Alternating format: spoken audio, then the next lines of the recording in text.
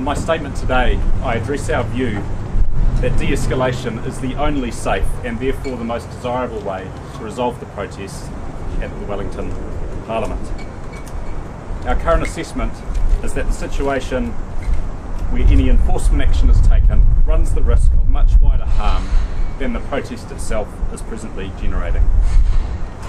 We continue to carefully create options to reopen roads, but the most desirable way to end this safely is through open communication channels and negotiation.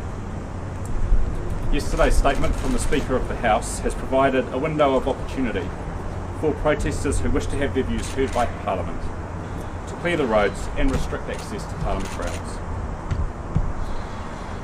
Police has had constructive engagement with some key protest leaders following the release of the statement, and our focus is to deepen those discussions.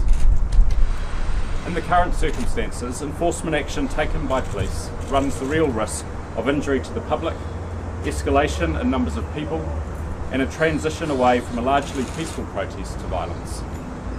In our assessment, the only safe option at the present point in time is continued focus on de-escalation. As the protest enters its 11th day, we continue to make progress in engaging with key groups. While there are no incidents to note overnight, we remain concerned at the road blockages caused by protest vehicles and the inability of emergency services to access through roads. The number of people and structures has continued to grow over the past 24 hours. We also anticipate a significant number of people joining the protest over the weekend.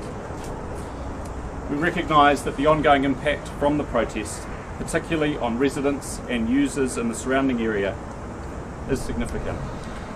We've increased our patrols and will maintain a highly visible reassurance presence. Today we'll be putting in place a traffic management plan to control vehicle numbers to ensure that fire and ambulance are able to access the site.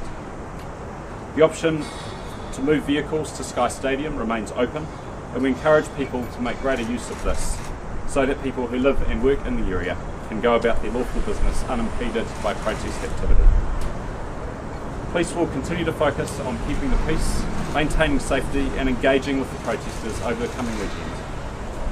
I want to acknowledge our staff, many of whom have travelled at short notice for what has been a challenging assignment. They have conducted themselves in an incredibly professional and reassuring manner.